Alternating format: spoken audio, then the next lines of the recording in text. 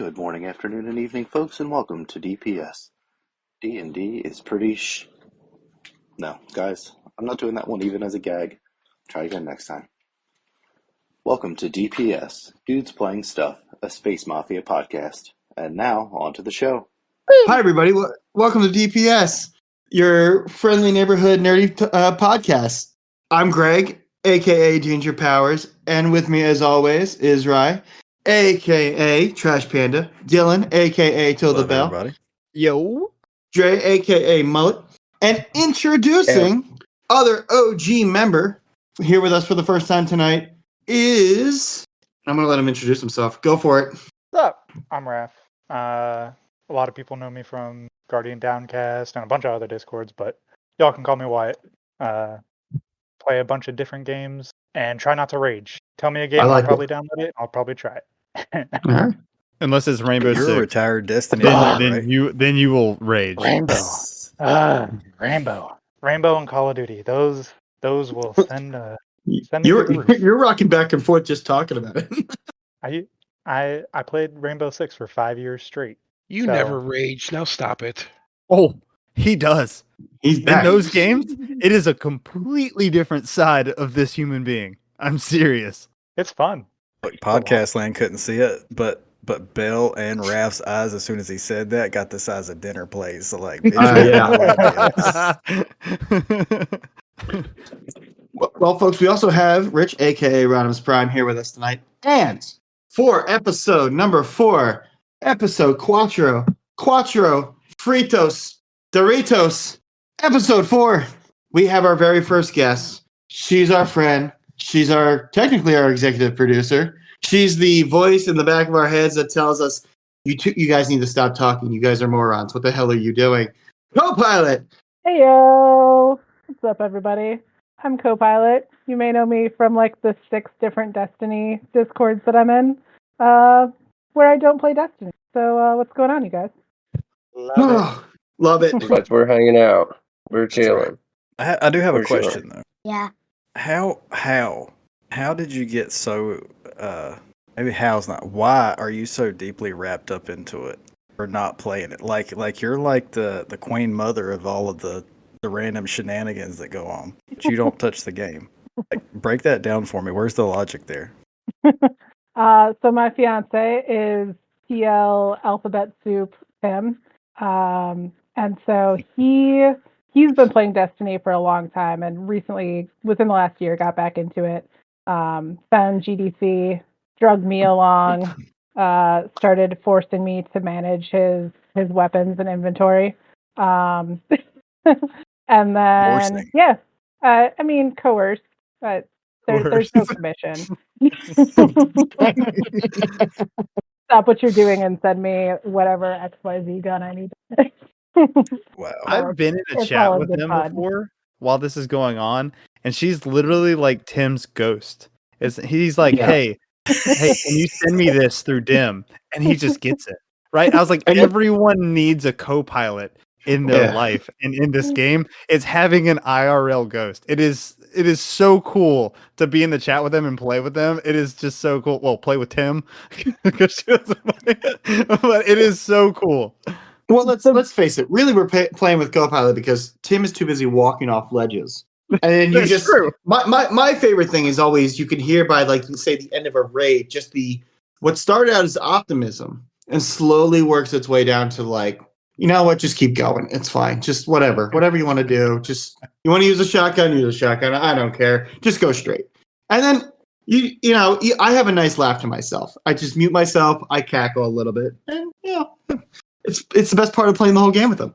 My favorite part about sending Tim weapons is when, because sometimes with like light.gg and such, there's like it'll take me a minute to get into it and find the weapon and send it to him, and he will have like maybe slightly forgotten that he made this request, and then all of a sudden like the thing just pops up on a screen. And he's like, "Hey, I just got an exotic," and I'm like, "Yeah, I just sent you that weapon you asked for like a minute ago."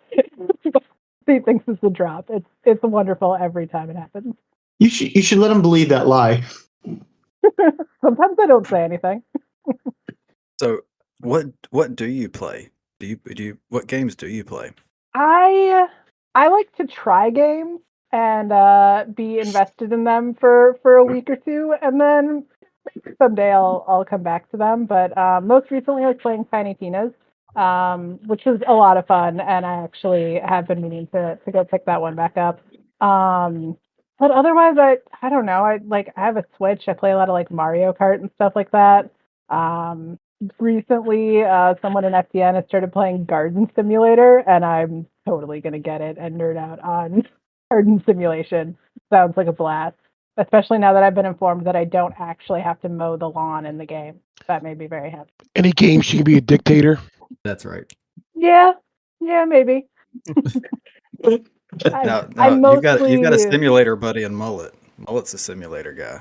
I do. I think when I first joined maybe Space Mafia, I brought up City Skylines is another game I've enjoyed playing in the past, and I think Mullet was like, I'm all about that life. Yeah, that's true. And I'm a big like Planet Coaster person, Roller Coaster Tycoon, stuff like that. And they just announced that Planet Zoo is going to be coming to console, which is pretty exciting for quite a few people. So I'm just waiting to get onto that one and try not to lose a couple hundred hours to it. As you get going, it's like you're world building. That's why people like Minecraft and all those other games. You control do you get them like the monkeys to mate? Like how's that work in that game? Why is that your first question about the game? Because first of all, it's a simulator, everybody, and you have wild animals together. Why aren't they? Just saying. I mean, at some point it's going to happen. I haven't played it, but yeah, you're essentially like from the ground up. You're designing your own zoo. Yeah. With that, just take the show notes and throw them away. All the cages. That would have been my first question too, Danger. Just for the record, like, thanks. I also Thank you. asking. Well, like you're gonna put animals together in a cage. It's bound to happen. I'm just, it's like the regular zoo. You want to know when the pandas are going to reproduce, and they're going to have another panda, so they're off the endangered list. That's like putting me and Belle in the same cage. But our pandas are really dumb. Put us both in the same cage, another one just pops outside of the cage, like, oh shit. And then 2 more, and then 3 more. You got to get us out of the cage. Aren't pandas a really dumb species to begin with? I mean, we have one in chat right now. Let's ask him. Oh, I feel attacked. So attacked right now. You kind this of have particular to. This one can't reproduce, so it's okay. I can no longer reproduce, so we're good to go. Yeah, but a trash panda is not a panda, though.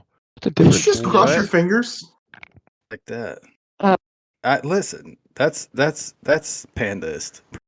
If the audience wants to know about Panda's personal life, I think we just learned something about it. Yeah, you'll learn today. Also, we are going to have an air quote count tonight, so make sure we're taking notes on that. How many times the air quotes are going to I have a sheet of paper, there's a pen, one there, and tally marks. I was air quoting real hard last week. I was getting slightly triggered. That's just how we talk shit. It's just like this. just constantly air quoting each other. Fucking bunny ears. Which translates really well to podcast. Exactly. Yes. Well, we know it's there. We'll just have an audio clip cut in every once in a while, just like there are air quotes happening at this moment. Well, we should, we were looking at a Discord. We put something out today to everybody in our Discord about letting you know that you were our guest today, and if they had any questions. So we have a lot. So I figured we'll get with the CoPilot questions first, and we have some time. We'll answer some of the other questions. If not, we'll go into them next week.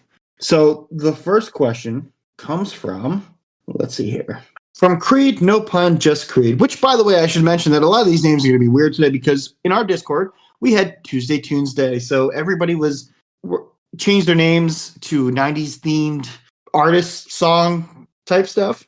So you're going to hear a lot of interesting names tonight, folks. So the first one from Creed, no pun, just Creed. Question for the manager of DIM. What type of commission do you get per weapon move in DIM? I might have to speak to Laz, the space lawyer, or something, because I'm currently receiving no commission. That it's actually maybe just like there might be some labor laws being broken in our household right now. I'm going to take that up with him. All right. Question from Monkey Wrench. Question for the guest: is Chewbacca the best co-pilot ever? I've been thinking about this, and I'm gonna have to say second best to Short Round. That's a solid one. I'm a Solid. big Solid. Yep. Let's go. It's pretty great too because he's also a co-pilot to Harrison Ford. So it's kind of perfect. That's not And bad. I love India, all four of them. Mercy. And he won an Oscar, right? Finally, I believe he did. as an adult, like he went Yeah. from being a tiny little kid to full adult mode. Yeah. I was What would you guys say, Farva from? Would be a good. Ooh, yeah, he's good. He's I not a don't good That's a good co-pilot. know. No, but Yeah. I don't know if I Glittering could call him a and co-pilot. smoking a reefer. Wait a minute. Okay, wait a minute. We're talking co-pilots. What about Samwise Gamgee? Like he went to Mount Doom with Frodo like a boss. is he a co-pilot or is he an anonymous gay lover? I mean, a little You bit of know both. what? You're Little bit- right, Prime. When you're right, you're right, and you're always right. What about Barf? Barf. Ooh, that's the close one. Spaceballs. Yeah. 10 out of 10. Barf is amazing. Okay, question for the co-host of pilots. At what point in your life did you realize dictatorship was your calling? And I will not tell you where it came from either. I know where it came from. Came from you, Rodimus. I think it's something I developed at a young age as an only child. I found my calling to dictatorship as a child. That came from Stormcrow, just so you know. That sounds about right. Who do you model your dictatorship? Ooh, there's a good question. Hang on. What's his actual name? I can't even say it, but I'm going to go with Sacha Baron Cohen. The dictator. Thank you very much. The only dictator. Right. It's a solid answer. That is a solid answer. Question for the show and the guests: what's a game you've played and enjoyed, but feels like you're the only one in the world that has played it? That's from Rolfie Against the Machine. I don't know that I personally have an answer to that question. So I will open that up to the rest of the people. Game that I've enjoyed, but feels like you're the only one who played it. Can go old school. Okay, go for it. And y'all might have played it, but it's been a really long time. Do you remember when the Dreamcast was out? Yes, Did anybody have a Dreamcast first? I did. My buddy down the street had one. Okay, so I had a Dreamcast in lieu of a PlayStation, and the game that I always absolutely loved, and I beat it several times, was the original Soul Reaver in the Legacy of Kain series. It was like the first RPG that I ever really got into, and it's where you like played a fallen vampire that could go between realms. That game was amazing. Okay, I never played that remake one. that. They need to remake that bad. I think the only games I ever played on the Dreamcast was Sonic Adventure, Soulstone, which was like a fighting game, kind of like Soul Calibur. What else? Jet Set Radio? Jet Set Radio Future? Yes, like whatever the first that one. was on Xbox. Oh, the first one. No, there was Okay. the first one was on Dreamcast. Okay. I was like, because I played the crap out of Jet Set Radio Future. That game was awesome. And then I think I had like a Soul Calibur game. I don't entirely remember. I think a game that I played that I don't think anybody else played was for the original NES. We had a game called North and South, or North versus South. Anyways, it was a Civil War game, and it was kind of like a turn-based war game, kind of like if you ever played like Advance Wars for the Game Boy, or I'm trying to think what else. But you move your army up and down, up and down the battlefield and everything like that.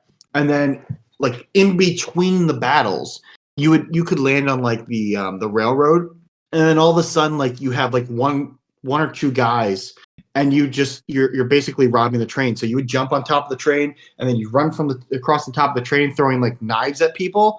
And then your goal was to get from the caboose all the way to the engine, and then you capture the train, and then that was like the mini game. It was very bizarre. I loved every minute of it. Sounds like it was like ahead of its time, honestly. It The amount kind of like, was. effort that was in that. Yeah, it was old of a game. Yeah, I'm gonna have to Google that. It's been a long time since I played it, but that was a fun game. I used to play the shit out of it. Looks like Rodimus just put it in chat right there too. Did he? It has the picture of the Cavaliers on the horses and stuff. That's it. Yeah, that's pretty cool. That's pretty cool. A game that I feel like that I played a lot of back when I was younger that not a lot of people played was because it kind of flew under the radar, but it is a Final Fantasy game, but it's Final Fantasy Tactics. So it was like the CRPG version of it. And it was like you had your team and you could like move them in different squares. They all had, certain movement that they could do. It was almost like playing like a Final Fantasy D&D.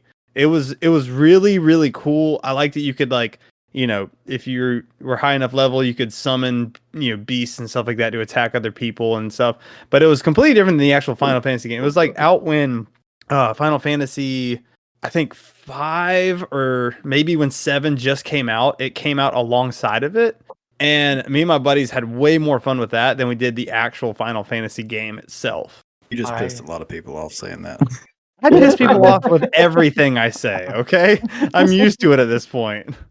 Do you guys remember a game on, I think it was on Sega and PC, called Typing of the Dead? Yes. I remember that game. Like, let me type fast enough to kill these zombies. Absolute nerdy fantastic. I mean, I was trash at it, but yes, I remember it.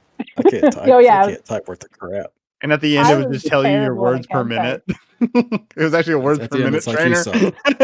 Yeah. Maybe that's why I can type so fast. We gotta fight these zombies, man. We gotta fight these zombies. Kill. Type. My game from way back when, this is PlayStation 2, when I was a kid. Heroes of Might and Magic: Quest for the Dragonbone Staff. I have no idea anything about the game. I just remember playing it because it was at my grandma's house and she had a PlayStation 2. And I absolutely loved it. And when I went out to visit my family out in California, what was that, like a month ago? Maybe? No, like 2 weeks ago. I went looking through my grandma's house for that game because I miss it and I want to play it again. And I could not find it. Your grandma had a PS2? Your grandma had a PlayStation? My grandma had right two where I was going. PlayStation 2s, I don't know what game you just said. All I heard was grandma had a PlayStation 2 and my mind just wandered. Yeah, I missed the rest of it, Raph. That's all I heard. Pretty badass game. I had a lot of fun. Pretty badass grandma. Pretty badass That's grandma. what I was going to say. Yeah. Grandma of the year. Damn. All right. Question for the CoPilot from our other OG member, Mr. McNasty by nature. What's your favorite class to play tabletop games, or class to play in tabletop games? So I have a ton of experience like watching D&D, but I've mostly played Vampire the Masquerade.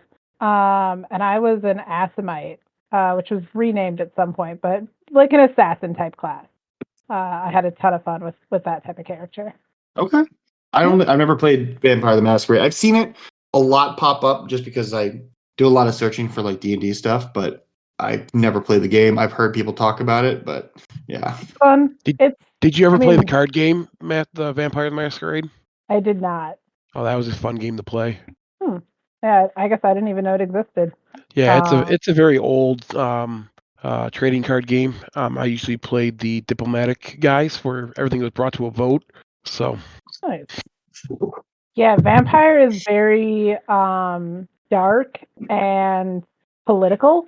There's a lot of diplomacy in the game in general, I would say. Otherwise, you're gonna get eaten. So it's fun. I'll have to check that one out. Yeah. We have a question from Naughty Noodle Alder. I don't know what that references to. I don't know if that's good for me or not. It's from when we were all changing our names to like wood things. Oh yeah, like naughty elder. He's way behind on the theme days. Question for the Dino Nuggies dictator: what was your first concert, your latest concert, and your favorite concert you've attended? So first concert would have been Dillinger 4, which is a local-ish punk band. They're I think kind of well known in the punk scene, but really big fan of them. Latest concert was Ween, and favorite would have to be Go-Go Bordello. I've seen them numerous times, and it's a blast every single time. I listen to weird music. No, that's not weird. I mean, I've listened to some Go Bordello. I like them. I've never had a chance to see them live. I know they were on one of the Warped Tours that came around my area growing up, and I didn't get to go that year, so I missed it. But it was always kind of like on my list of things like bands to see, but just never got around to it. Are they still a band? Yeah, definitely. Oh, They came through Minneapolis like last year. I think they usually come through once a year. They're an absolute blast to see live, like super high energy. One of the last times I saw them play, one of their openers was this like all instrumental brass band called Lucky Shot. Just super, super high energy, like got the whole crowd moving, really, really fun. And then the fiddle player from Gogo Bordello came out and had a like dueling banjos style competition with the saxophone player from Lucky Shots. And I've looked all over the internet to try and find like videos of this performance because it was just absolutely amazing. huh. I'm gonna have to see if I can track that down. That does sound cool. I love weird shit like that in concerts. I went, I'm trying to remember who it was. I think it was Coheed and Cambria came through Philadelphia once, and the concert they went to like a weird prog rock like jam session in the middle of it. It was like really early on in their career. It was a lot of fun to watch, but I love shit like that when I got bands a do concert that. story for you. Okay. All right. So I have heard Jimmy Buffett in concert live. I have not seen Jimmy Buffett live in concert. And you never will. Never again. So Is it a hologram? No, I was tailgating and I was partaking of alcohol and I was partaking. And we started rather early in the day. And just for context, by the time I was walking into the concert, I had on a grass skirt, a coconut bra, and a like the floaties that you can put around you in the pool. It was a turtle that I was wearing as a hat. And so I'm going into the concert, and it's one of those ones where you're doing the lean walk where everything's at like a 20-degree angle while you're walking. And so and then it just changes to the other 20 degree. And you're like, and then I was listening to port, and then I listed to starboard a little bit. And so we get in there, and everybody's like, "I got to go to the bathroom." I'm like, "Yeah, go ahead. I'll be great." But I sat down at the pavilion thing where like there's a little grass thing, so I sit down, and I couldn't move, and they all left me. like everybody that I was with left me. Like they were so drunk and messed up that they didn't realize that they had left me. So I sat there with my head down between my hands the whole time, singing to every single song he played. Could not move because I was too trashed to move. Somebody stole my turtle float hat.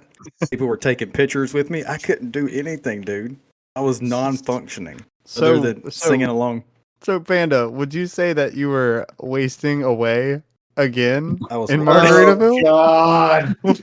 You know what? Boo. When you swing for the fences, you hit hard, buddy. Wow. Oh, God. Everything all the way hurts just there. hearing that. Did you ever God. find your lost shaker of salt? You son of a bitch. Well, the episode's Rodimus, over, folks. Thanks for can you just listening. remove him from the chat? Rodimus, please remove him. I was gonna say, why do you guys keep me here? Oh, he's already in the doghouse and he knows it. Yeah. So, Question for CoPilot from the turkey sausage connoisseur Black Crow, aka Storm Crow, aka Farm Simulator Extraordinaire. As founding member of Final Team Dino Nuggies, what do you think makes FDN unique from other groups? I don't know if it's necessarily unique. I think we're just here to have a good time, man. Like, don't take ourselves too seriously. Have a lot of fun, and help as many people as we can. It might take 5 hours, but we're gonna help you find all of those edges, and you might complete a raid on your way.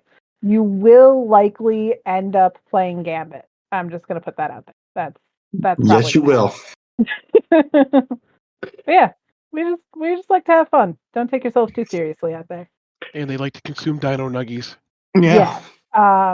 I will say that the foundation of our group is the decision of instead of getting fast food fried chicken, just get yourself some dino nuggies, buy the Chick-fil-A sauce at the store, and stay home. I have a question for the Dino Nuggies connoisseur. What and or who came up with the idea for the Breakfast Club? So I feel like, so for one, just like Saturday mornings was a good time to get together. It seemed to kind of work for everybody's schedules, right? And then I think Commando is out in LA, and so he's on the early side of all the Dino Nuggies. And I think like he slept through his alarm or something. He like literally like hopped into chat and you could tell he was like just waking up and like like all right guys, it's gonna be like 10 minutes. I gotta go get some cereal. And I don't exactly know, you know, when the phrase was coined per se, but that was definitely the like we raid so early on Saturday mornings that you're still eating your breakfast. I love it. I love it. All right, we got a couple of like more questions here. I'm going to save this one for last because I feel like this is going to be a big conversation. So let's move to what was your video game in your early gaming days? Who in the hell brought that question from GDC? Hold on, time out. Who in the hell brought that question from GDC? That was Noodle, aka Naughty Noodle Adler, aka Ben. For those who Noodle's know, gone. Kick him out. Okay, Captain Breakfast Club. Yes. What was the question again? I'm so distracted with all of Darth's names. What was your earliest video game that you remember playing? I mean, so I grew up. My babysitter had two sons who were a little bit older than me. Like we couldn't afford a video game console when I was a kid. But they had like NES, Super Nintendo.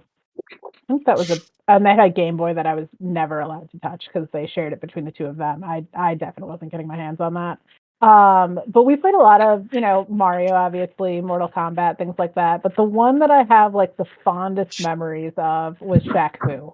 A lot of Shaq Fu was played, and it was so much fun. The game that Take I note, stand and deliver. really Hell yeah. I'm sorry, I can't help it. That was the greatest rap song of all time. It came with a rap album with Shaq, y'all. For the audience Shaq out there, Panda just lost his shit when she said Bro, Shaq, He was Shaq dancing. put out a rap. Dancing. Shaq put out a rap album to go with Shaq Fu while he was kicking everybody's ass. Sorry, Co, carry on. It got me a little hyped for a second. No there. worries. I think the first game that I really got into and played a lot of was Dead or Alive. I button mashed the shit out of some DOA on the first gen Xbox. Have you played any of the sequels? Not the volleyball game. I think it came out before the volleyball game, but yes, Dead or Alive, the pioneers of the jiggle effect. The jiggle that is the game I'm referring to. I was like, I remember that game as a young kid. I like that you remember the fact that it was. I mean, it was a fighting game first, but I like the fact that you remembered it as the volleyball game because I feel like that's what everybody remembers at this point. It was like, oh yeah, it was a fighting game. Are you sure? Because I remember playing a lot of volleyball. Did you actually play the volleyball, or were you just watching? Yeah. I want to say it was like DOA 3 is probably the one I was playing. Okay. Yeah. I got one more question for you. So, question for the dev: when will you be done building the internet, and when does part 2 come out? Part 2 is stuck in QC. The Google fired all of the QC testers, so it might be a while before Internet Part 2 comes out. I'm sorry, you guys. But for anyone who's not aware, I'm a web developer by trade. That is what this question is referring to. Do we have to go talk to Al Gore? Because didn't he invent the internet? He did. Well, see, he built these series of tubes, you know. The best explanation for the internet ever. Question for CoPilot from Sir Fluffy O Fingers the Dignified or Dignified Dignitary from Potato Thumbs. Where is your favorite place to eat in Minnesota? Oh, it's so hard to say. So top of mind, because I just ate there on Sunday, it would have to be Smack Shack. I think if you're going to get seafood in Minnesota, I highly recommend that establishment. They fly in their seafood daily, so, you know, it's the closest you're going to get to fresh. And Hell's Kitchen would be the other place that I highly recommend in downtown Minneapolis. Like the Gordon Ramsay joint? No. In fact, I think there's even like a disclaimer on their website of like, this is in no way affiliated with Gordon Ramsay's Hell's Kitchen. No, it's just a super good restaurant in downtown Minneapolis. All day breakfast, which I'm like, that's kind of my requirement for going anywhere. You need to serve me breakfast food. Oh, you have to have good Circling back anywhere. to the Breakfast Club. Everything back to breakfast. Question for Copilot from Get Toddled, aka Todd the Gator from GDC. How or when did you get into graphic arts? Your work is always on point. Thank you, Gator.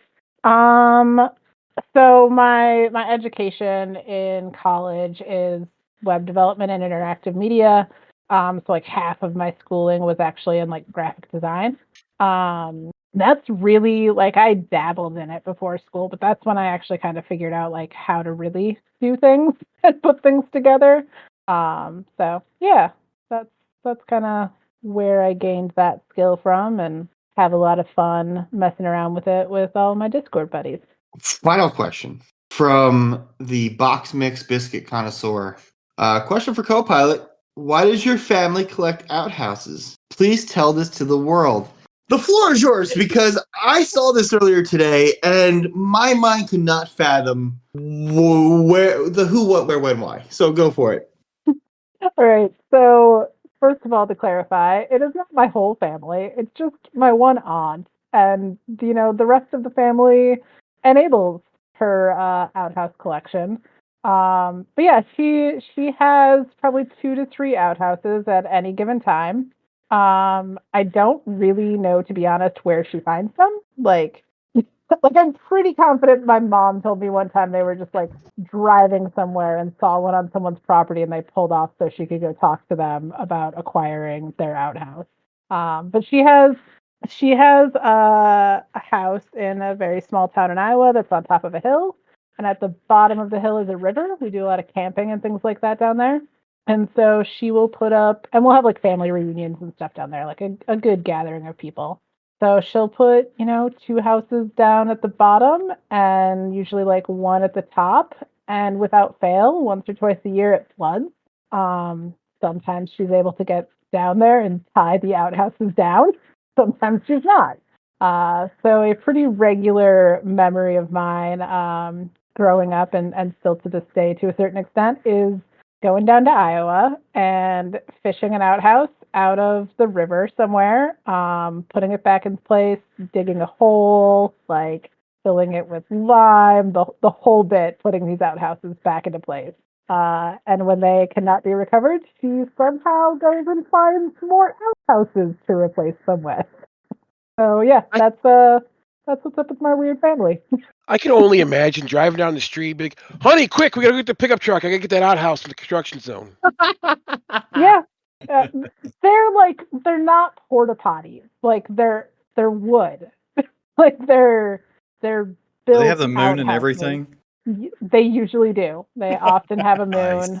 Nice. She like decorates them. We put like pavers down leading up to them. Like, if you're gonna go camping, like do you want to go sit behind a tree or do you want to use this nice outhouse that has like solar lights and stuff?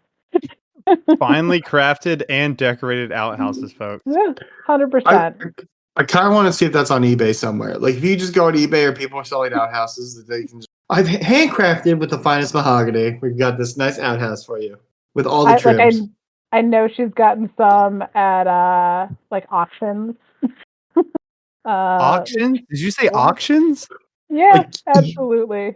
Like used?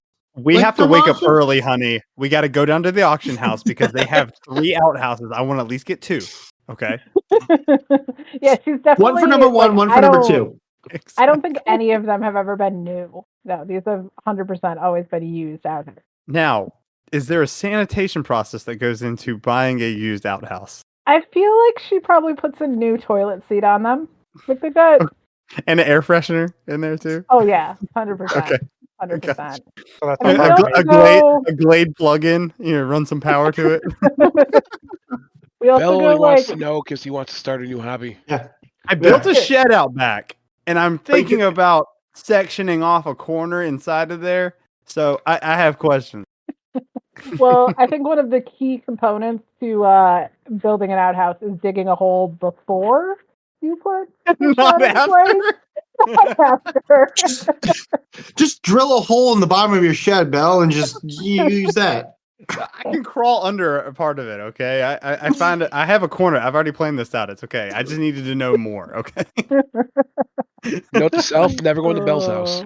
Yeah, No, never go in his backyard. That's the real the constant note to construction self. site. It's okay. I was gonna say, just stay out of the shed. Like, if he wants to show you anything in his shed, just politely decline and back away.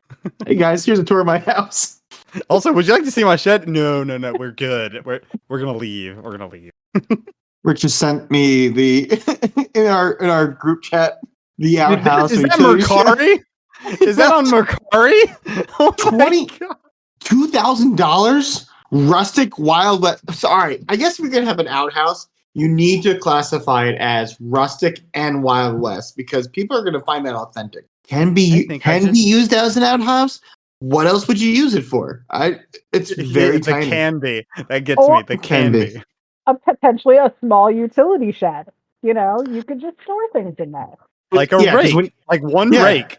Yeah. Because when you're pooping, you're going to organize your hammer collection. That's what you're doing out there. Oh, Jesus.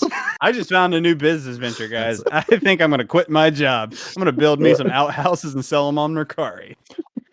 Your company name could be Hammers and Shit. I don't know. Something like that. Hammers and Shit! Oh my God. Oh. You have your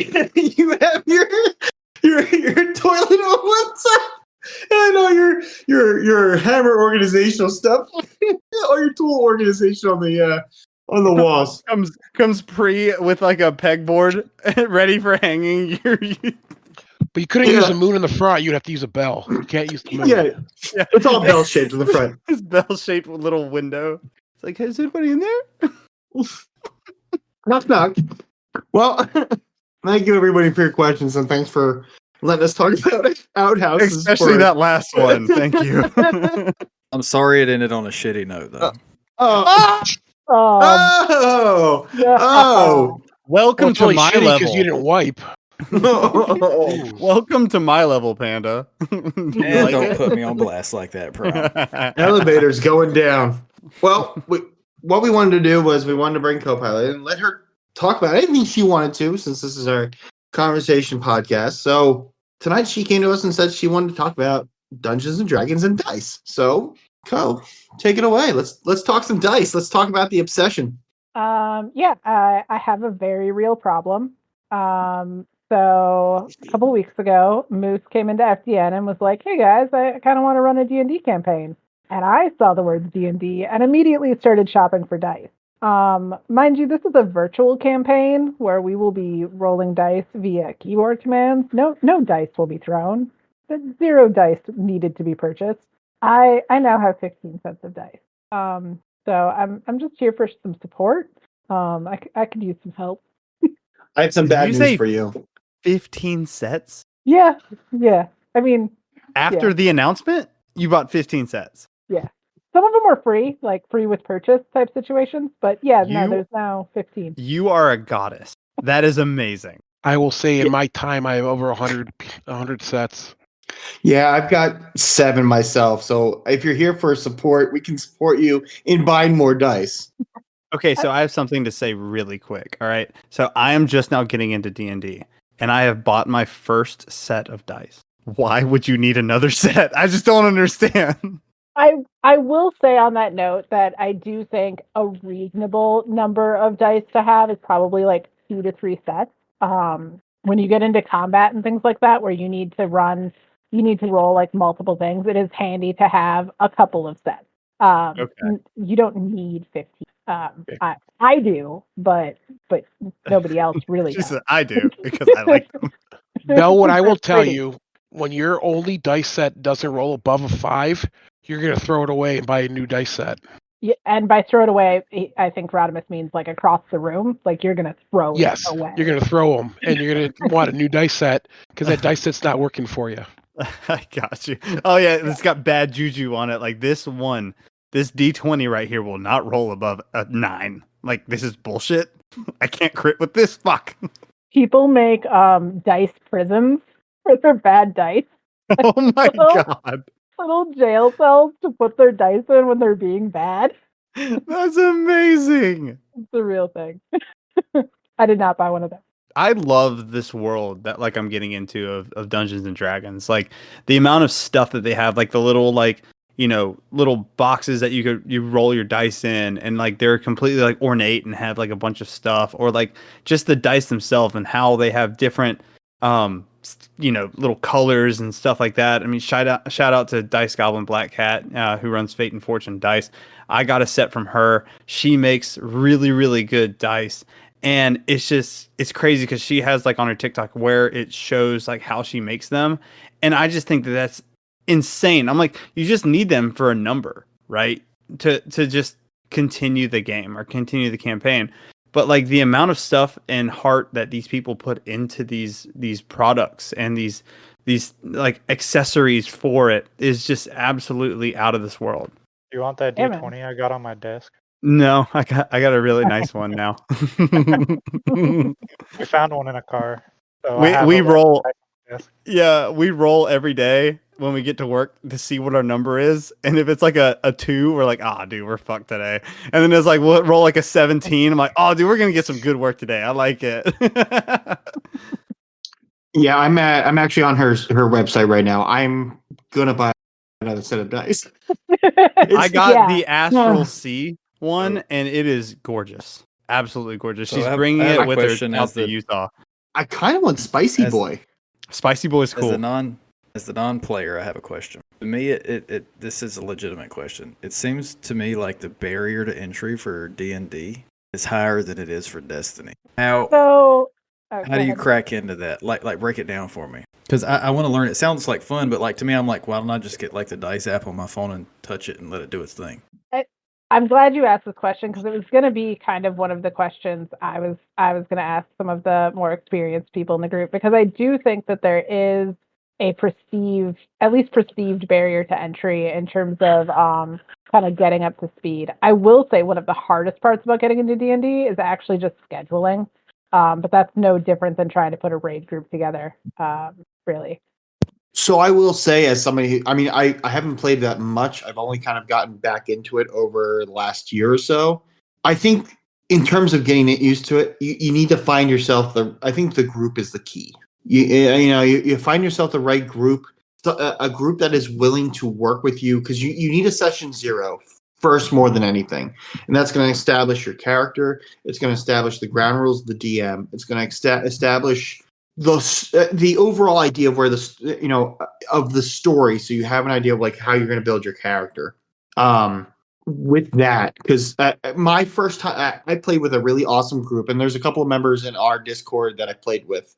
They were awesome and like kind of helping me get back into the swing of things and telling me where to go as far as how to build my character, how like where to look as far as like if I wanted to like up my stats, or if I, there's certain things that I wasn't sure. Because, I mean, you have a base character, but you're eventually going to like, the more you read into it, like I have a player's handbook. I've got all these different little sheets of like different branches for my ranger character. And there's like but like you can go like a gloomstalker, you can do like a planeswalker. I mean, there's so many different things. So having the right group and you can talk to the DM if you got the right DM, and they can tell you like, hey, listen, that sounds awesome, but that's, your character's not going to be doing much, or maybe you should change this, or here's some ideas you can bounce with each other and help you with your experience. And then when you're actually in the game, having the right group because it's all about communication, kind of like with Destiny, where you have the right fire team, you can do a GM, you can do a raid, and you can make it work. And it's all about communication the whole time. You learn to enjoy the game a lot more because you're getting involved with other people who are feeding off you and you're feeding off them, and it's just a great experience overall. So, but yeah. I will say, like, the person that's helping me out right now, he really just was like, hey, take it from step 1, right? Like, he was like, hey, what do you feel comfortable, like, what are you comfortable playing in, like, other games? And I was like, well, I'm kind of comfortable with, like, a tank and stuff. He's like, okay, now let me ask you this. What character out of all of these that are in this book do you feel like you would want to play? And I was like, ooh, okay. And so I went with the druid because I've played druid in other games, stuff like that. Now, I didn't know what I was getting myself into, but I chose that. And it's insane. Like, we went through a session 0.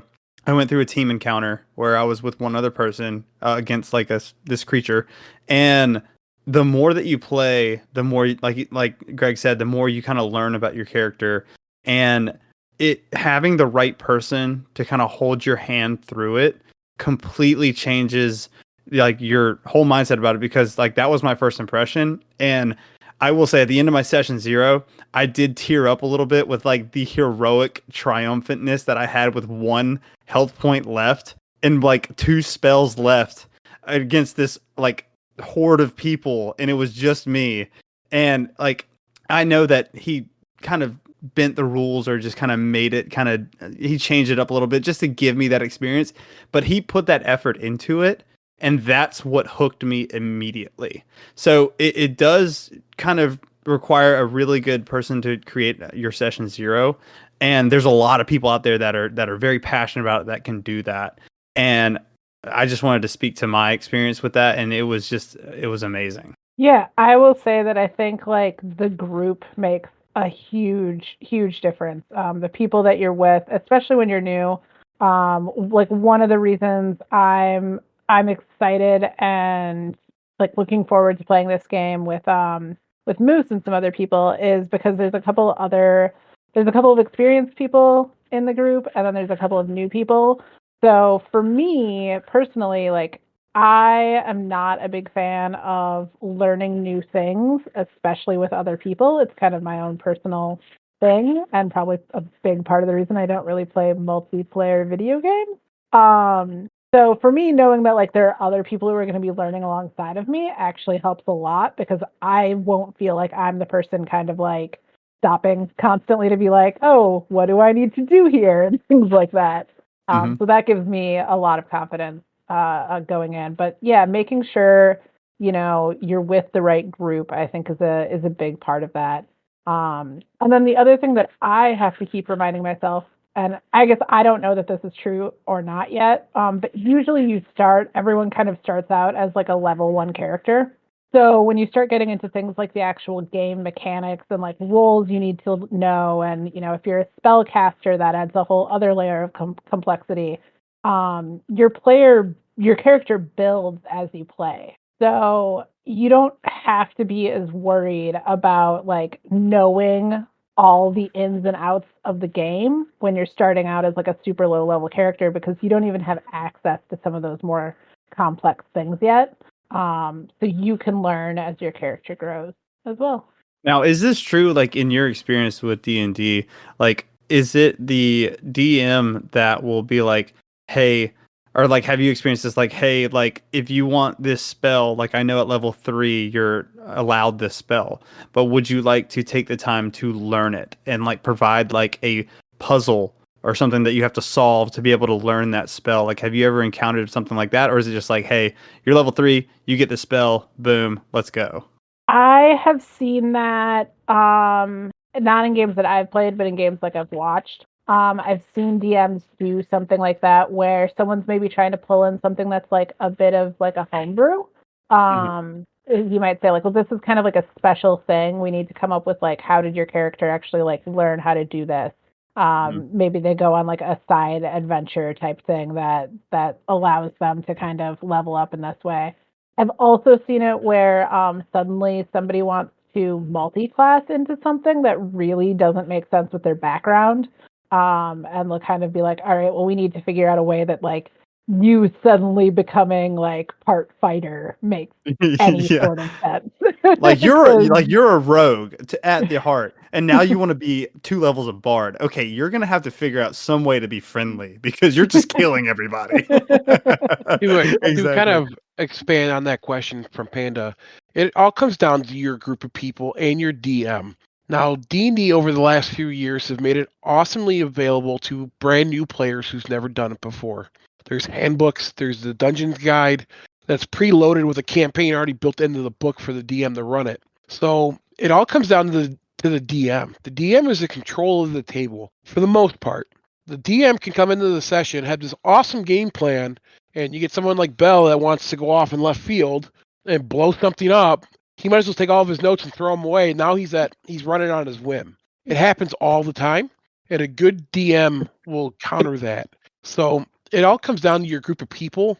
When I suggest if you want to try it, find a group that's established or find a brand new group of people. Don't do like a middle group.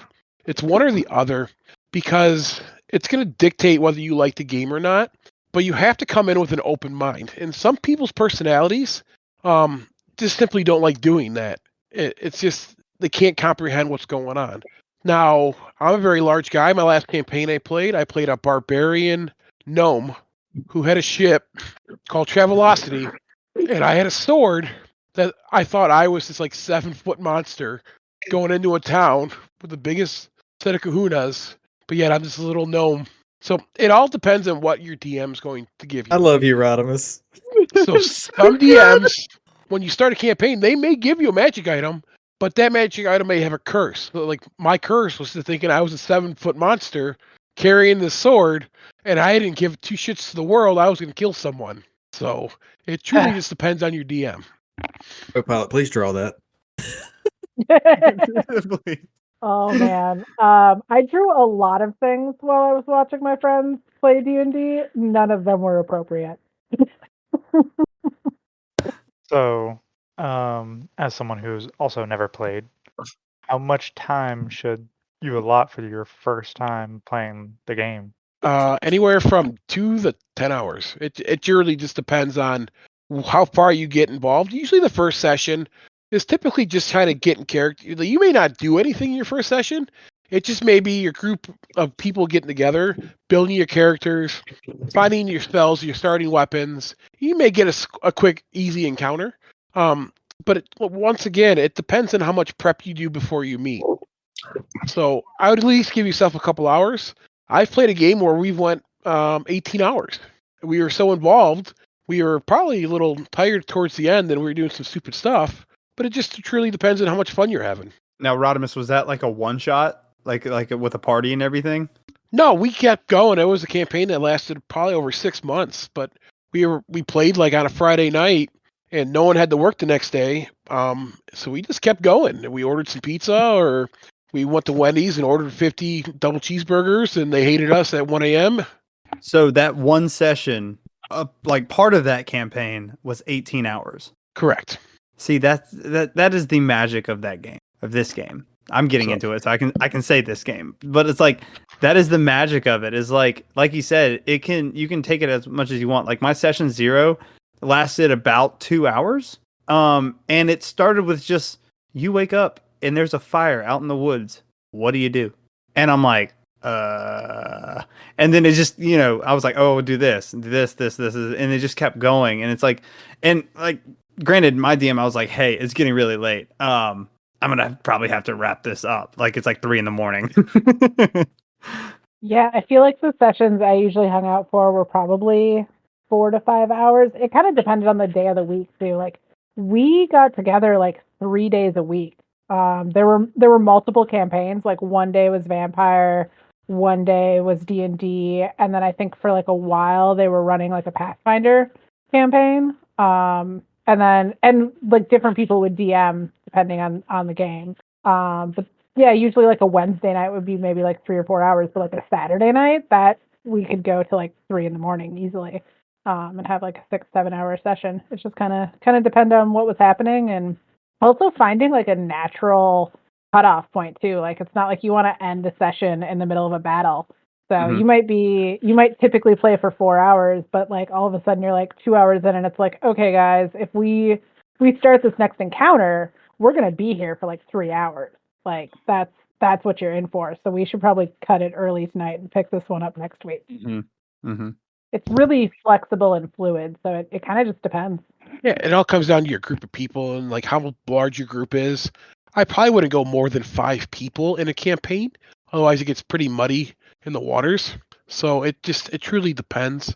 Sometimes if you're good, you can run multiple people during the same campaign, like a group of 5 on one side of the world, a group of 5 on the other side of the world, and they somehow meet in the middle sometimes. I've done that before, and we ended up fighting each other. It was kind of fun. How does an encounter last hours? It truly depends on your level, what your spells are doing, what's going on. There's all kinds of different things that can happen in an encounter, and they can be as quick as 2 seconds. So yeah, or like And how then many people on your party and stuff, and the Yeah. initiative, and how many, like who goes first, if they have, you know, like a Beastmaster Ranger, if they have a pet, or if you summoned a creature, now it has an initiative, it's somewhere in the line. You know, it's all about like party size too. I mean, I can walk into the bar, punch the bartender in the face. We're gonna have a bar brawl going on. So now you got 10 NPCs you got to fight against. So it's gonna be that DM's now got to roll initiative for 10 NPCs, plus everyone else has got to roll for initiative. Okay, couple things. Number one, that's the campaign I want to play. Bar fights with Rodimus. Number two, so my understanding, let me from a complete idiot. My knowledge of D&D comes from watching Stranger Things. Okay, it's a conversation, right? When does it when does the conversation become the technical side of things? Does that question make sense? Yeah. So what you're saying, I think, if I understand what you're saying, is that like if you're walking into the bar and you're getting some information from like the barkeep, right? So hey, I need some information. You got a conversation. Now, at that point, it's up to you to decide where that it's going to go next. You can simply believe what he's saying and leave and go on to an encounter. You go into the woods and you run into a monster or a group of pillagers or whatever. Or if you don't believe the bartender, you can, depending on your skills, you can persuade him or you can lure him in with the trap. And it truly just depends on the encounter. You can't. But that's you a can go roll, from, right? That's At that point, that's kind of rolling for initiative at that point, but it depends on your character. Like if you're an enchantress, you can charm him. So then you have to do your check versus his check. I feel like I need to be an enchantress. Yeah, I will say a lot of it does. I mean, it does depend on your character too. Like if your character doesn't have the right stats, like if maybe it doesn't have high enough charisma or persuasion or insight or whatever it may be, you're rolling against that to start. So if you're rolling and you end up rolling less than what you need to find out, like what Rob was saying, like trying to get information from somebody, it could take longer because maybe you can't do it, but somebody else in your party is going to attempt it as well because they might have information to help along your quest. Or if you decide you're just going to fight somebody like that, your dice roll to see whether or not you can fight and survive is going to take another, I don't know, it could take like 20 minutes because you're rolling the dice to see whether or not how long it's going to take you. Right, and that need for, I'm just trying to understand the flow of the game. So that need for the dice roll is dictated by the DM. It's dictated by you. Well, I mean, it's both. I think it depends. It depends on the story. Like, is it me that I say, hey, I want to do X, Y, Z, and they're like, okay, you can do that, but you have to roll. Yes. So if you plays out. Yeah. So if you some things are free, some things you got to roll for. Right. Because a DM is going to have a story set up where it's going to be multiple. A good DM is going to have something set up where it's multiple choice of like a choose your own adventure book. So if you chose to talk to the bartender, then he might have a scenario where here's what happens if you're doing this, and here's what happens if you do a good roll. Here's what happens if you don't do a good roll. Or if you could just walk into a room and just say, I'm going to talk to this person, and that DM will tell you there's no reason to. There's just, you can talk to them, but there's no point. They're just a nobody. So yes, the DM does have some say, but at the same time too, you are at the mercy of your dice roll because of your character that you set up. And when you initially set up your character, you roll dice to set your stats in the beginning. So based on your class or your role, what you're playing, you kind of have to dictate where your higher rolls are going to be. If you're going to be a fighter, you're probably not going to be a con artist. You're not going to try and wordsmith someone. You're just going to punch someone in the face. But if you're being a rogue, you want to go stealthy and that kind of role. So it just depends on how you set yourself up. So, but everything's an encounter, whether the DM wants to make it or not. So if you're talking to the bartender and you want information and you're just fed up with him, you go to punch him in the face, he can roll a dodge and dodge you and punch you in the same time. So it just depends on the encounter. So, everybody in the Discord, everybody listening, and if you're not in the Discord, what are you doing with your life? Panda's up for adoption from a DM. Teach me the ways. I'll ride the lightning with you. Let's go. Yeah. And I do need a group to join, I'll give it a solid shot. Sounds like sounds like you got a good thing going with Moose is setting up something big, yeah? Yeah, not huge. I forget what the player count is. I think McNasty's joined in. Danger, did you join in? I thought so, but I don't. He never got back That to was me with me. anything. So That was me weaseling my way in. I was gonna say, I know Belle was trying to get in it. I think Potato joined. I think there's 5 or 6 maybe. So a decent sized group, but not kind of to the points made earlier, not like overly huge. Yeah, we got Darth Ben Noodle, Bro, myself, McNasty, Potato, and Moose, and Belle. So would it be beneficial for someone like myself? Let's say you are all in there, you're all doing it. Y'all are maxed out, right? That's to me it sounds like you're maxed out. Would it be beneficial for somebody like me to just sit in and listen and watch rather than play the first time? I've learned a ton by sitting and watching. Like by no means an expert, but it definitely I think it would give you a good understanding of kind of how the game works, especially just the mechanics of like your question earlier of like when do you necessarily have to roll dice. There's also some really good podcasts and YouTube channels out there. I've recently started watching High Rollers D&D on YouTube. They have like full campaigns that you can just kind of chill and watch and get familiar. And just to answer that question, it depended on how you learn. For me, I want to dive right in. I want to play from the get-go. I don't want to sit back and watch. I want to build the character. I want to roll the dice. So that's how I learn. So it just depends on the person. And I get that methodology, but like I wouldn't want like in a full size campaign. Like I think for me it would be I'd be more inclined to like let's say Raph doesn't play, but he wants to learn how to play. It would be a situation where I would want to like take say me and Raph and take an experienced DM or somebody that's more experienced like you, Rodimus, or whoever Bell's got with him, or anybody here that's played and do it on a much smaller scale where like I know there's not really a way you can mess up per se, right? But that fear of messing up doesn't feel as impactful to like a major group. Oh, you can mess up whatever you want to mess up, buddy. That's the great thing about the game. You can mess up the DM's day by simply walking into the room. Yeah, you could be I will say this. Go ahead. I'll say this. Me and Dice pissed off our DM, and so he said, "Fuck you guys, get your character sheets. We're doing this." And we had no idea what was going on. He had this creature that could cast level 9 spells. We were level 8, and it's not like it's one level above you difficulty. It's like a level 9 spell. It could just one shot you. And he's like, have fun. What do you guys want to do? And we just threw all of our level 4 spells at him, fucking tickled him. And we're like, oh shit. And just wiped us clean. And it's just like, so basically that example is like the DM, like he'll do like a one-on-one with you, like for your session 0. That's what they should do to kind of hold your hand and stuff. But it's like they have control over the whole thing. You're just making your path forward. So don't piss off your DM. Danger, what were you going to say? I don't remember. What were we talking about? Sorry. No, it's okay. Yeah, I don't remember what I was going to say now. I don't think it was anything important. But I remember. I remember now. Go. All I was going to say was, I think for if you and Wyatt were going to play, I think having you guys sit in on a session 0 with an experienced DM would be fantastic. It would be a great first start.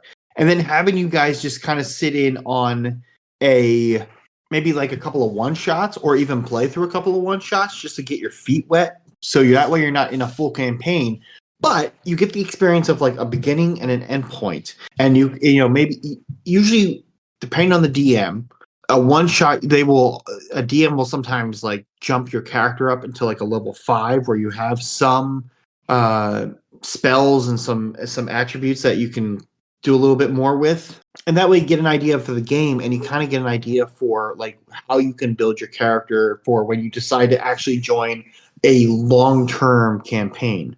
And if you're, like Co was saying, like there's a couple of like podcasts and websites and videos you can watch. Like my personal favorite. I mean, I listen to like Critical Role is a big one because they have they're 3 campaigns in right now. It's a long form, but you get an idea as far as a more technical approach to the game. I think a little bit more than some.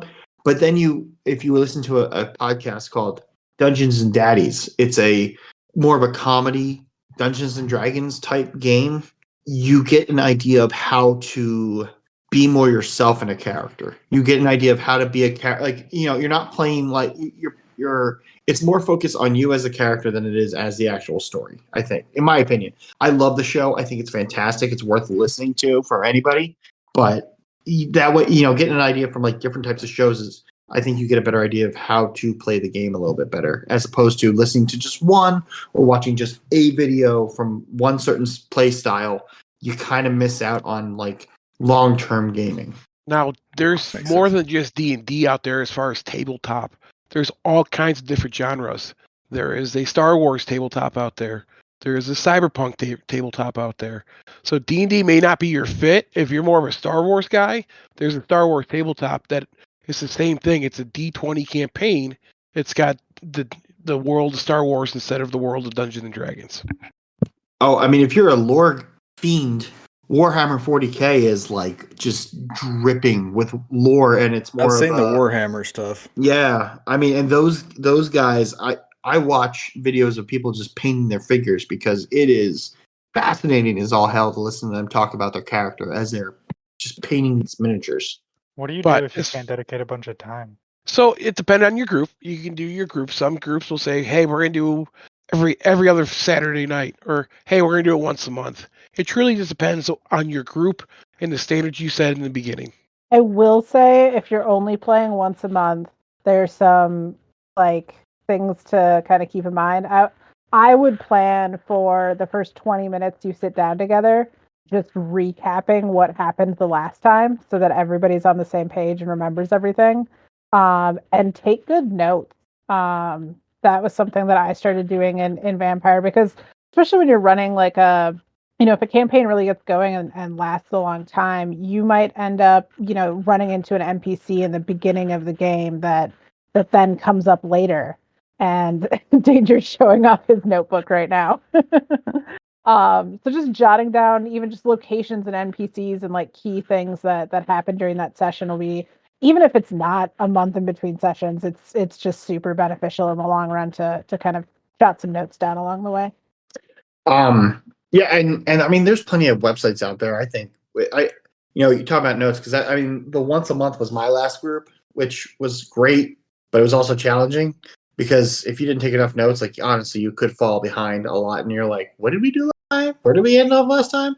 But I mean, there's different notebooks you can buy out there, and make sure you grab the right one, because some notebooks out there that you can buy online they're called like field notebooks, and it's more so like, your character. Actually, I have one somewhere. It's like, it just kind of gives you like your character name and like your class, your subclass, like little character sketch if you want to put in there, and then it's just like the different pages, like race details, ancestry details, like little like things about your character you want to build along the way. But having just a standard notebook with pen, it goes miles just to have in this type of game. I was looking at a few of those notebooks on Etsy the other day, and there were some of them that were like the first dozen or so pages were all for like character development, character information, and everything. And then it was like, page whatever, session notes. And then like 3 pages later, it was like for your second campaign. And I'm like, 3 pages of session notes? Like, is this for a one shot? How much are you not taking any notes? Pass. Oh yeah, even if you want once a month, a DM's going to kind of give you a recap. Hey, last time we met, this is what happened or whatnot. It's just going to depend on your group of people, and you may only get once a month or twice a month. There's no right answer to your question. It just truly depends on what you guys set going forward as the group of people that are playing. Now, obviously, life gets in the way. You may have to skip one, but if you skip it and the rest of your group doesn't, the DM will probably run your character based on what he knows of you in the situation at hand and able to help support the group without throwing his game also. Yeah. And if he has something like in mind that maybe involved your character, he might like reach out to you ahead of the session and be like, hey, so, XYZ might happen. How would your character react to something like this? So that he can make sure he kind of plays for you appropriately. Other times I've seen DMs kind of like separate the group. Like I've been in groups where, multiple people weren't able, like out of 6 people, 2 people weren't going to be there. So we basically just said at the beginning of the session, like, and so-and-so's character got pulled away to do XYZ, so it's just the 4 of you.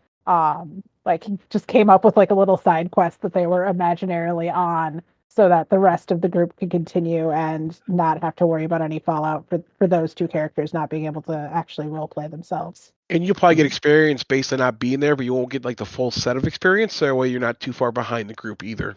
Yeah, and in the scenario I'm thinking of, I think he kind of basically said like these 2 characters go off to deliver this message or something, and then for that session, kind of ran like a little mini one shot that didn't necessarily give a ton of XP, so those other 2 characters weren't falling behind, and didn't really advance the plot of the story either.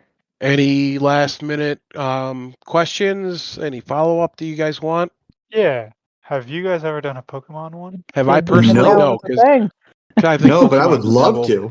All right. I think we if this is could. going anywhere into Pal World territory, I'm gonna leave. No, we wouldn't do that. Because you just perked up Native Raider's ears, okay? Yeah, he's listening when somewhere. You said Pokemon, he's like, oh, does that mean Pal World? And then Sweaty's have you ever done a Pokemon? Have you ever done a Pokemon campaign but with guns? Okay. Okay, I will apparently say- there is a I Pokemon mean, I can tabletop bring the game. figures. I will say I've done a Destiny campaign, and that was interesting to kind of play with. Like it was like you took your character and then you incorporated like the exotics and weapons and stuff like that with the enemies being the enemies. But I've never done Pokemon, but I'd be interested. We should get a Space Mafia game in though at some point soon. That'd be fun as hell. I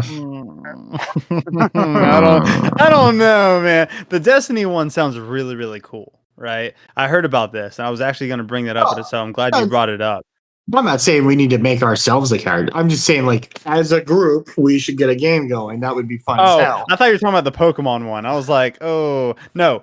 Us as a group to get our own together, it would be great. I was talking with Dice earlier, and I said, hey, once I get more into this, I really would like becoming a DM, only because they're few and far between. Because as we're all sitting here, we're like, hey, we need a DM. You know what I mean? I would love to join a campaign. And I just think it'd be so cool to like create this story and like help everybody along. I think that would be so cool. So if we could get something going together in here, that'd be amazing. And just completely exclusive it. No one else from any other Discord. You have to. No, I'm just playing. Everybody is welcome. That would be amazing. That would be amazing. Sounds like a new channel. Absolutely not. Yes, I'm about to make it right now. Every episode we do, we're making a channel. By the way, it's like it's almost happened every episode, and so I'm about to add it right now. I know I'm on thin ice. Settings. I know he's gonna remove The me sound from you the just fucking heard was server. Bill leaving the chat. Which I gotta say, I don't think I've ever seen a channel response that fast as Dre's Mult's Movie Madness channel. As soon as we put it up, it was like, hard. oh, I've got movies, and everything just went up all at once. Yep. You're not at your limit yet, but you're getting close. Have you watched any of those movies yet? Yeah, so I watched Alien. Fantastic movie, by the way. Oh, there you go. Ooh. Wait, Yeah, but what's strange is time before we. Yeah, but what's strange is about like I would say most of the feedback I got, I've actually seen a lot of those, which they're all great movies, right? Have you seen Tremors? How did you feel? How'd you feel about Aliens? I mean, like, break it down for us. Like, I thought like for the time, you got to think like it's from '78, and there's so much like CGI and shit in that movie, and it like kind of for what it is, it was actually kind of impressive.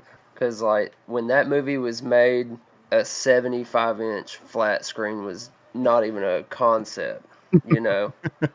So you kind of, like, pick up on the shitty parts of it, but it's so entertaining. All right, Mullet, I have a And question for it's you. like a lot of suspense. But aren't those shitty parts kind of endearing? Yeah, it was fun to watch it. I got a question for you, Mullet. Like, okay. I got a question really quick, okay? I have to ask this because I feel like the audience is wondering this as well. And maybe not, maybe it's just me. Sigourney Weaver, 1978, smash or pass? Smash. Yeah, there we go. Let's go. There we go. Welcome to boyhood. Okay. Wow.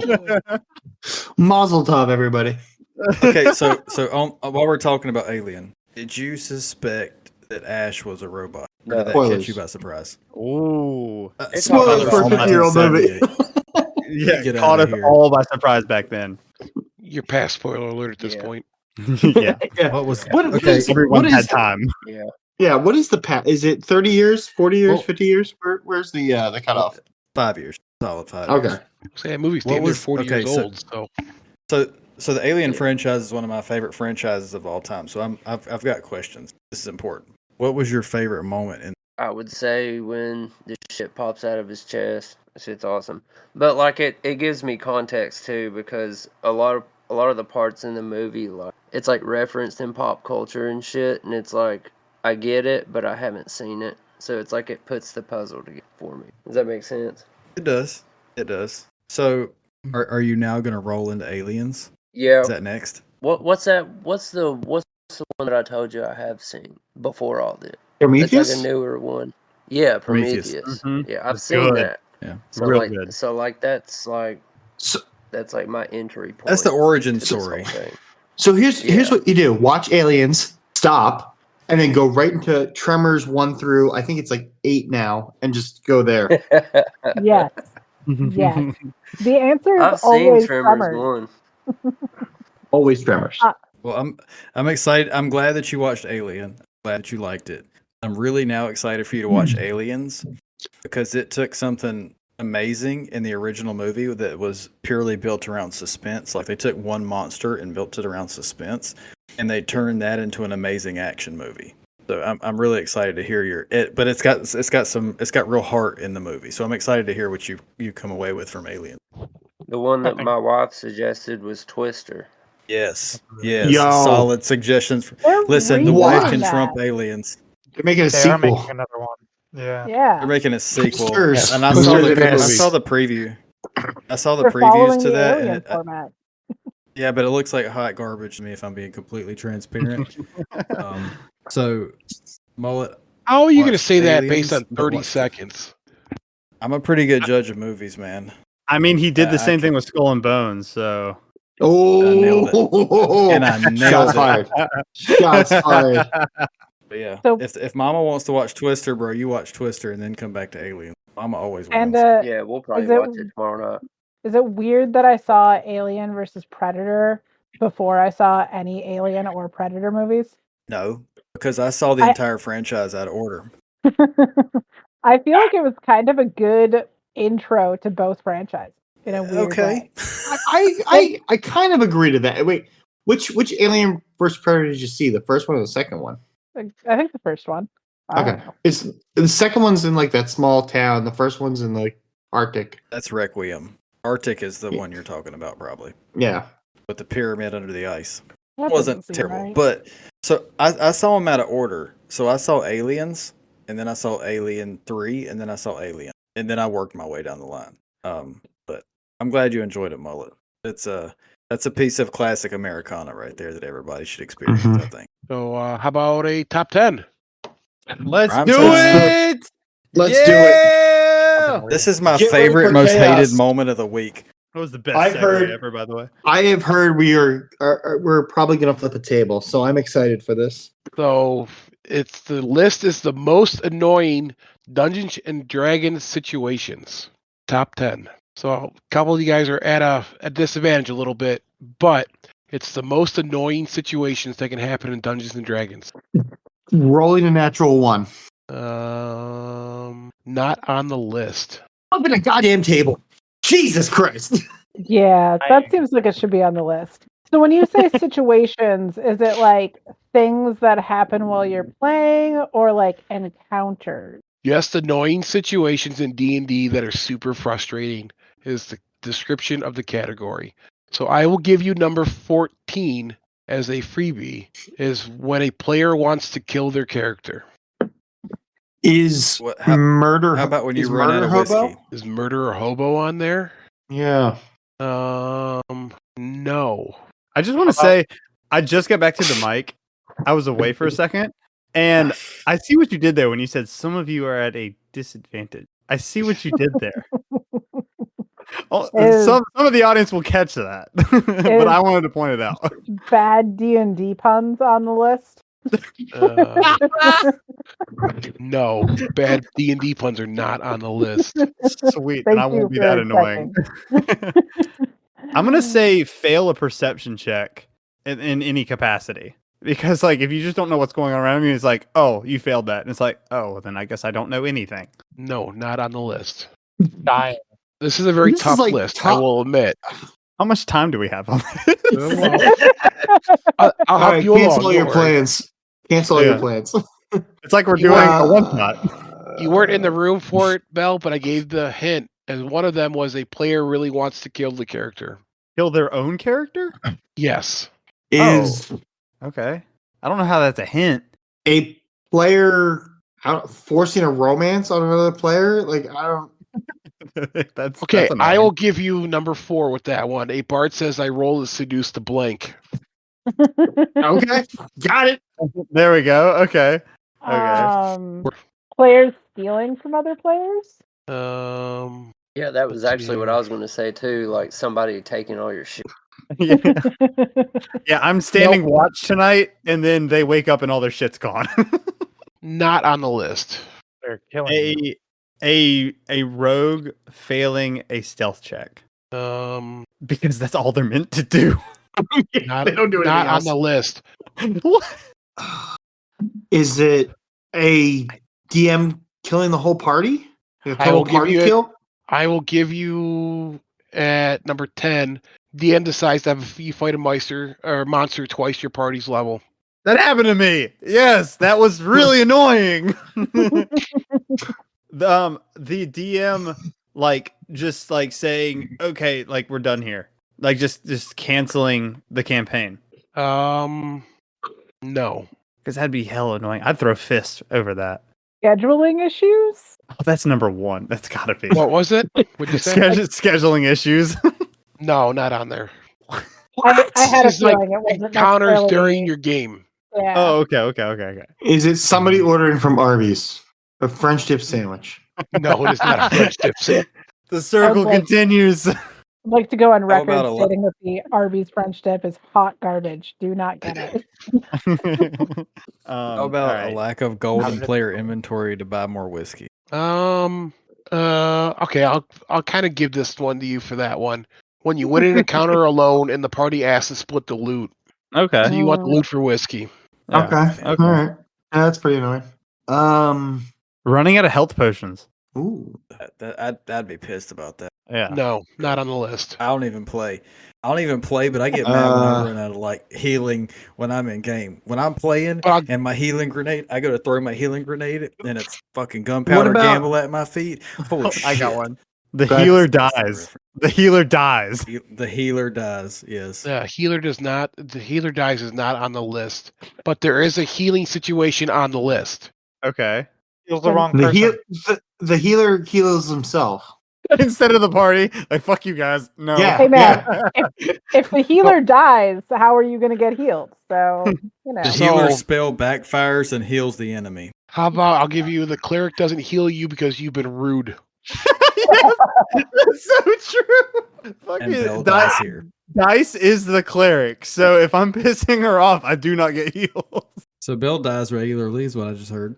I'm also a druid. I can heal myself. It's fine. I'm just gonna throw this out there in general. A bard. Is a bard one of the most annoying things in general? Just a bard in general. Number 12. The bard is talking to a king or someone similar. and says something rude, and the DM says roll initiative. Roll initiative. He's like, this dude about to fucking chop you up. Oh man. So Raph actually said this. So if this is 1, he gets the point. Killing the wrong character. No. Okay. Damn. It was a good shot though. Like, like, hey, there's this person, you're doing an investigation, and it's like that's your target. Then you like go in, you like, fuck it, we're fighting him. You kill him. Oh, that was actually so and so. Now the whole like brigade or army's after you. It's like, oh fuck. Does anybody else have anything else? I mean, how many have we gotten? At this point, I don't even know how many we've gotten. I think we've got 4. 1, 2, 3. Could it be Yeah, 3. shitty loot at the end of a dungeon? Oh yes. You beat a boss and the DM gives you bad loot. Yeah. Okay. All right. Yeah. Number 3. That's like right on the nose. Yeah, Greg got that one. That's like bonus points. You hit that one right there. We should get an additional 8 of them for him nailing that so well. Roll initiative to get all 10. Can I roll a perception check on this list? Unless you're rolling a 20, you're not going to win. Fuck. I've got like 6 D20s. I'll just roll them all at once, see what happens. On that one. Yeah, on that one. Is it somebody building an overpowered character right out the gate? Not on the list. I want to add to that or spin off of that. Someone building an overpowered artifact. No, not on the list. Okay. Like consecutive bad dice rolls? No dice rolls are on here anymore. No, I'm sorry, there is a dice roll one on here. Like, let me know when you want to tap out too. I'll give you. No. We are not quitters. We are not quitters. It's like I feel like I'm the one has editing tapped this. out. I'm good on it. And a spits. I mean, I'm steady drinking through it, but I'm tapped out on guessing. Okay. I'm trying to think of characters. Oh, the barbarian failing his like an enrage, like not being able to enrage. I'll give you your party is too weak at number 6. That's too much of a gimme. I don't want that point. Bell, you know what that means? I don't want that point. Bell, Rodimus just called you a bitch. Yes. There it is. It's only taken 2 hours for that reference to come to light. Oh, I thought it wasn't going to happen on this It's podcast. been a while. It's been 3 completed episodes and it hasn't happened. So shit. Raph joined us Opportunities finally, rise so- and you can't walk away. Yeah, that's because Raph is. That's because Wyatt's here and he. We can throw it out now. Yeah. That's true. How many do we have so far? 6 of them. How many more are related to a bard? Yeah. One. One more? There's one more. 2 Jeez. related to the bard. You got the 2 bard ones. Oh! I thought there was more bard. So you've gotten number 2 when your cleric doesn't heal you because you've been rude. You've gotten number 3. You beat a boss and a DM gives you bad loot. You've gotten number 4. A bard says I roll is seduced to blank. You've got number 6. Your party is too weak. When a player rage quits, That like a take my shit and leave type of situation. would be number 13 on the list. I got a question. I mean, we're still in the ballpark. I mean, there's a lot of these that weren't even in the ballpark. Yeah. I got a question. I have an Whenever you answer. beat a boss, can you get like loot for a completely different character? No. Yes. What? Do you want the loot for another character? Then you may be able to. Well, I was just gonna say because that could be a shit. You do all that shit and then get loot for a different character. Oh, like you receive loot that's for another class. Yeah. like the loot doesn't pertain to you. Yeah. Yeah. That would be annoying. If your DM Yeah, did that'd be that, it's like, annoying. oh yeah, you get a staff and you are proficient in swords. It's like, fuck. Yeah. Like You're Not you're on a the paladin. You're ending out. a big encounter and not leveling up. Oh. Like being close, but like not getting quite there. Your character basically gets edged. It's just thinking that. Not on the list. Damn it. Is not being allowed to have a resting point Oh yeah. on the list. That's pretty good. Not on the list. Flip the table. Like, on the fucking list. Yeah, like I think this list is this- questionable. Is this list on the list? The list's not on the list. I see what he's doing here. This list pertains to Dungeons and Dragons more than you think because we are creating our own answers, and that's the fun of it, right, guys? Yeah. Question and answer for We're not getting mad at all. Because I was We're going to give having you the other fun. list I was thinking about was like the top classes of D&D. I'm like, that's too easy. Oh, Yeah, Yeah, I'm that about would have not been that many done. of them. That would have been done in like 5 minutes. I've never been a barbarian, but I'm about to rage. That's for sure. I'm gonna rage. Like Getting killed by a dragon? I don't know. That's all under number 10 you guys already got. So Falling to your death. Waking up in a slave cart. Waking up in a slave cart. No. I got traded somehow.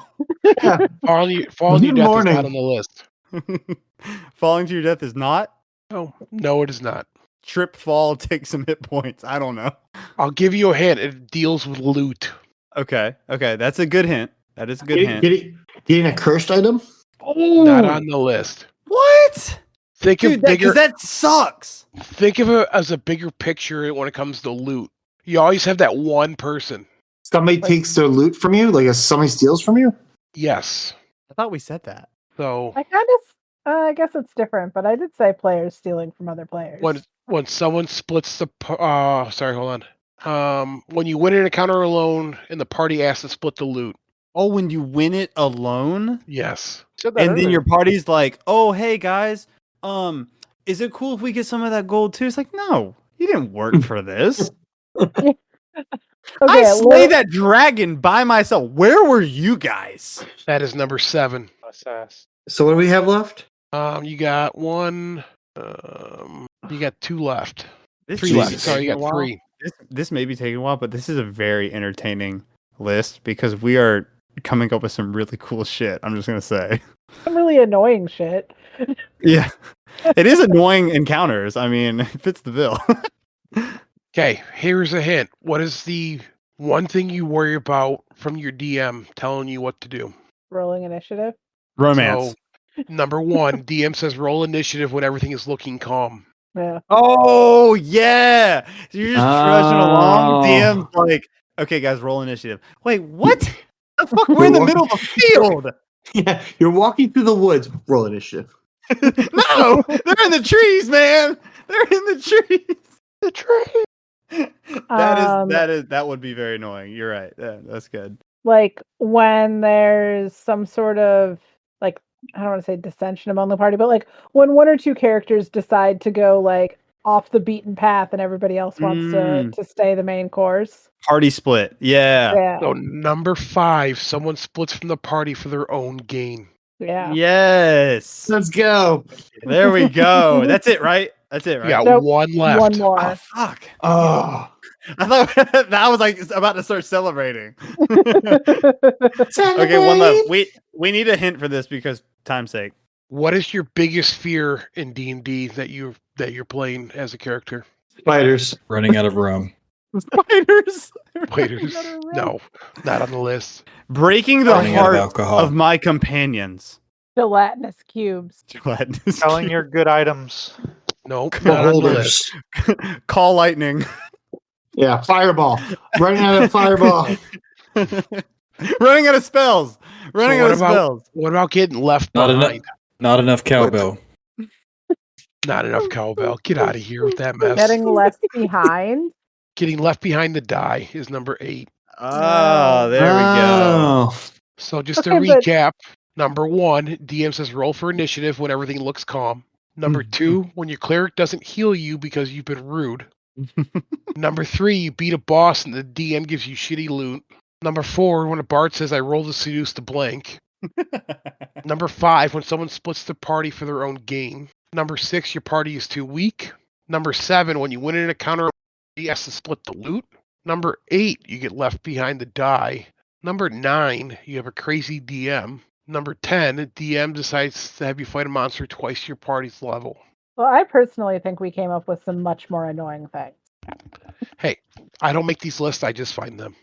I don't know what that would say about us as a D&D party, but I think we hit the jackpot on annoying things to happen in D&D. Yeah. Well, we appreciate your list, Rodimus. I will say it's a great conversation topic. A lot of people hate on it. A lot of people DM me saying, "God, Rodimus' lists are horrible." And I was like, "Hey, give him the benefit of the doubt. He didn't make them. He states that about 5 times for every list that he did not make them. Y'all just need to listen better, okay?" But we appreciate your lists. I feel like we need to have a list for Rodimus. That's fine. One of your lists. So that'll be a milestone episode. I'll give you all We're one gonna guess. create it. I'll give you all one guess. The best Dungeon and Dragon class to play. Everyone gets one guess. The Trash Panda, bro. What are you talking about? The Ultimate Rogue. Okay. What other answer you got? Wait, I'm not we're going to tell you guessing what yours would be? Is that what you said? the best class. We'll do a small sample size of a top 10. I'll give you all one guess. What's the most common class played in a D&D campaign? Not multi-class, right? Not multi-class, straight up class. Paladin. Barbarian. Co, any guess? I was going to say barbarian. Mullet, any guess?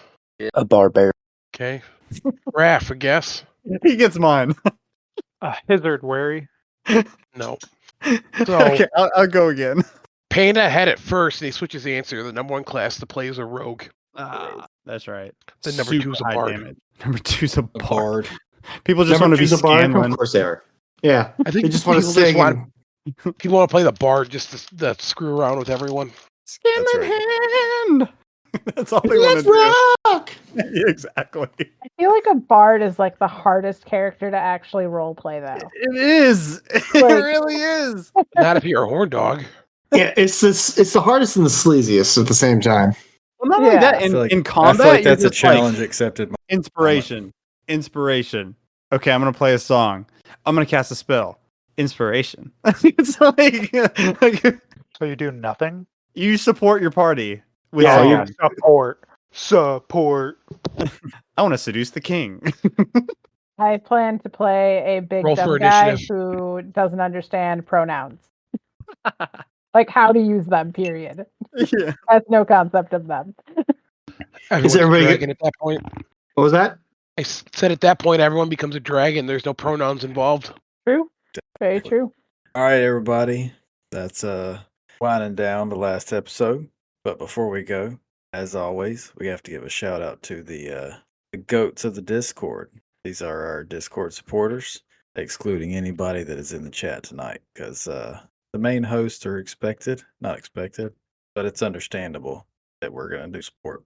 But shout out to community members, Kripnik, to Black Crow, aka Stormcrow, aka Captain Miracle Whip.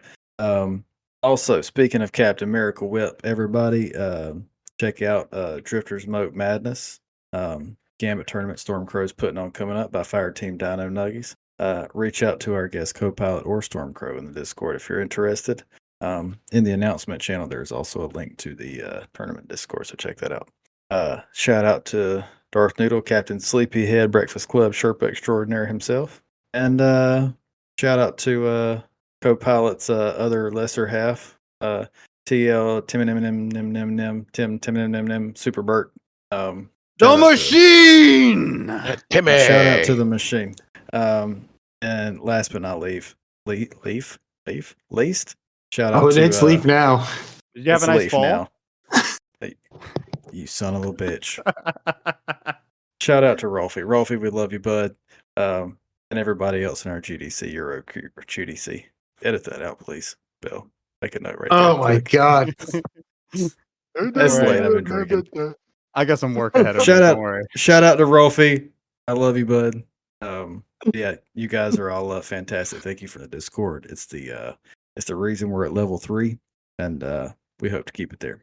And again, ladies and gentlemen, those are our goats. Now, CoPilot, is there anything you would like to say? Is there any places that we could find you or that the audience can find you? Like all of the Destiny Discords. GDC, Drifters Moat Madness. Thanks for the shout out, Panda. Yeah, I'm in all the Discords. Come find me. That almost sounds like a threat. Come find me. Fight me. Roll for initiative, bro. Let's go. And Co from all the guys here, we appreciate you jumping in the podcast's behind the scenes channel from the very beginning and being a voice of reason amongst the The chaos. biggest thing, you have to thank you for the artwork. Here. Yeah. And the artwork for the main title card for the show. That's all designed by CoPilot. So everybody give big love to Co. But seriously, especially for me and everybody else, we're grateful to have you as a behind the scenes partner. Yeah, man, it's a blast. And anytime you want to come on the show, just say, "Hey, I'm coming on the show this week." We'll be like, "All right, come on the show." Yeah. She can sit in the background, being like, "You guys are still talking too much. I've told you this 40 times. Like, keep it going, guys." I'll just sit here and mute you guys randomly. Just mute us randomly. He's cutting out for some reason. Oh, it's like, and Belle is still talking to no one. What is going on? What happened? That would happen. I'd have to be through a whole story and be like, "Right, guys?" Like, what? Yeah, exactly. My gosh. Hey, Bill. Hmm. Do that thing you do and send us home. All right, ladies and gentlemen, that is episode 4 in the books. Episode Quattro. Episode whatever language that you speak, because I don't know them. Let's hit that outro music. Bye. Love you guys. Bye, guys. Bye. Later. Bye. And now I got to figure out how to get these fuckers out of here. Just hit stop recording. Stop recording. This is how you end the show. That's your outtake. Exactly.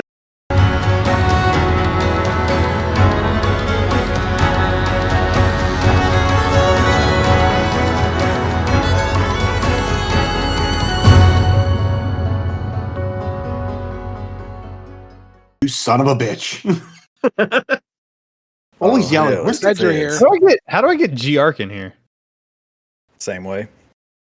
Same way. Look for him. I had approved. Yes. Oh, there he is. It's acceptable. Completely acceptable. There he is. I think I was at that Warp Tour. I saw a girl that like, yeah, it was in Camden, New Jersey, and some girl tried like stage diving, and everybody parted like the Red Sea, and that girl went face first into the concrete because it was in a parking lot. Fucking got up and blood everywhere, just shooting out of her nose and her face. It was. I felt so bad, but it was like at a hardcore. I forget the band now. I couldn't even tell you who it was, but it was just like she just got up, just blood everywhere, and just like walked off and went to. And I saw her later at the next show, blood all over her shirt, blood still on her face. You know, Warped Tour type shit. So Still getting it. I was up at the front whenever I Prevail came on, and the girl I was with got kicked in the back of the head by a crowd surfer, and so I had to like carry her out of the crowd. It was I was going to ridiculous. say she just hit the floor and Raph left. He was like, I'm she out hit of the floor, here. but I didn't leave. we got Mole. We got Mole in here. Look at baby boy. Get the hair Hey, flip. what's up?